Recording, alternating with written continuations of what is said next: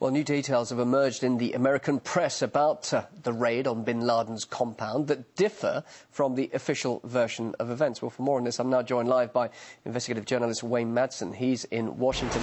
Wayne, good to see you here on RT. Well, the new details that have emerged in this report are actually contradicting what the White House has been saying. Why is it that the US government can't actually stick to its original story? Why are we getting differing reports now from the authorities? Well, I think the problem is that we have different players in this administration who prepared for their roles by reading different scripts for this, what looks to be a made-for-TV drama.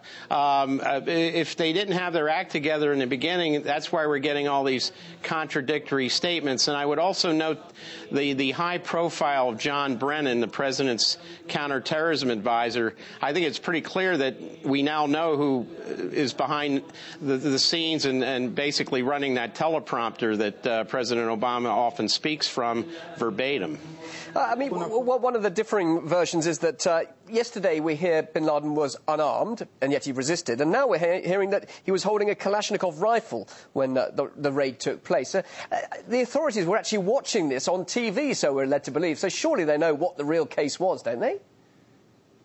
Oh, you would think so, and I think the fact is that, you know, a lot of people are going to use this incident to push their agendas, mentioning the Russian-made rifles, and you know, it's not known whether these AK-47s were made in Russia, because North Korea, China, Burma, a number of countries produce these weapons, but, you know, there's a lot of people with their agendas they want to push. There's also a group that wants to use this to blame Pakistan for being complicit with bin Laden. So we see a lot of these special interests now trying to glom onto this whole incident to push forth their agendas, and I think we're seeing that with all these contradictory statements as well. Yeah, what do you make of the conspiracy theorists?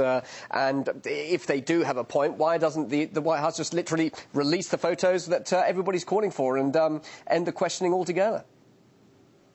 Well, the Obama administration has shown no interest in being open. As a matter of fact, it's probably one of the most secretive administrations since its predecessor, George W. Bush and Richard Nixon's. And they seem to be very arrogant. They're putting forth information that's not true about, well, the burying bin Laden at sea was because it was in Islamic tradition, when the fact is, if he died on land, the requirement is to bury him on land. And I don't think they buried him at sea because of Saudi Arabia's rich maritime history. But weren't they concerned of a shrine being created there, and people regarding him as a martyr would gather round at that shrine, and it's probably better to dispose of the body where nobody knows where it is? I mean, was it not the right decision to do that in this case?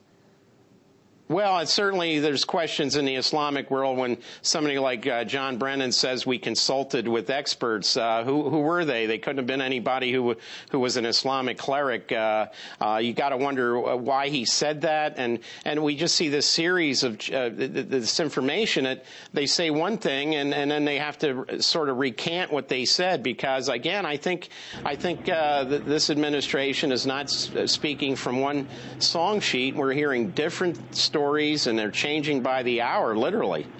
Many people talking about Saddam Hussein now as well. He was taken alive, and yet bin Laden was shot dead. Why do you think they treated the two cases differently?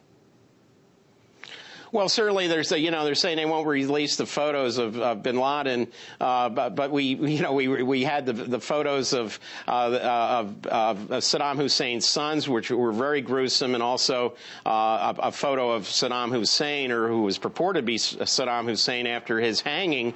They didn't seem to have any problem with that. Now, if they're so concerned about inflaming tensions in the Muslim world, why were they so willing to have these photographs of Saddam and his sons' bodies released? It just shows inconsistency. And John Brennan, of course, is using this to hype up the fact that he was one of the architects of the CIA's torture and rendition program.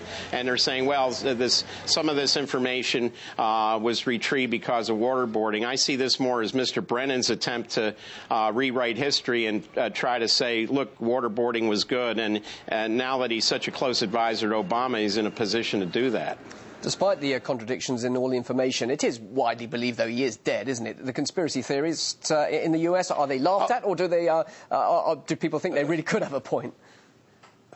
Well, I think there's no question he's dead. The one major thing is, when did he die? There's many, many reports, including from CIA, FBI, Presidents Zardari and Musharraf of Pakistan, former Prime Minister of Pakistan, the late Benazir Bhutto, all said in interviews that bin Laden may have died of kidney failure as early as 2001. So these statements stand on their own merit. And we even had General Franks, Tommy Franks, the head of the Central Command, saying, look, I don't know whether he's dead or alive. We don't have any intelligence that says one way or the other. So even General Franks wasn't willing to actually say that bin Laden was alive as early as 2002. If a photo was released to prove that he was indeed killed, Obama's citing national security risks as a reason for not publishing that photograph.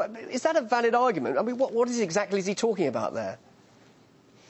Well, you know, they could do a lot of things with the photograph. You know, we've seen some photographs released in Pakistan of some of the other people killed in the compound that were kind of blurred out somewhat. But after President Obama made this announcement, we had all these fake photographs that were going around about showing the dead bin Laden. You know, and the White House said nothing to try to say, look, these are not accurate, but they were picked up by many newspapers, many websites around the world, and you know, we saw nothing contradictory from the White House. It seems like they were more than happy to let those fakes out there and not say anything to the contrary. Wayne, you're there in Washington. We saw euphoric scenes there straight after the news of bin Laden's death. Well, what is the feeling there now? Are people scared about retaliation? Is there a feeling of insecurity at the moment, a bit of nervousness in the States? Well, if you're on the metro system, you're hearing a lot of these security announcements. Obviously, the Homeland Security folks here are trying to play this retaliation thing up as much as they can. But I've spoken to people, longtime journalists here, very skeptical about the White House story. Some of these people covered the Nixon administration. And let's face it, why should anyone believe anything out of the White House, whether it's the Obama White House or the George W. Bush White House, when the previous administration was so willing to lie about intelligence to get us into a war in Iraq?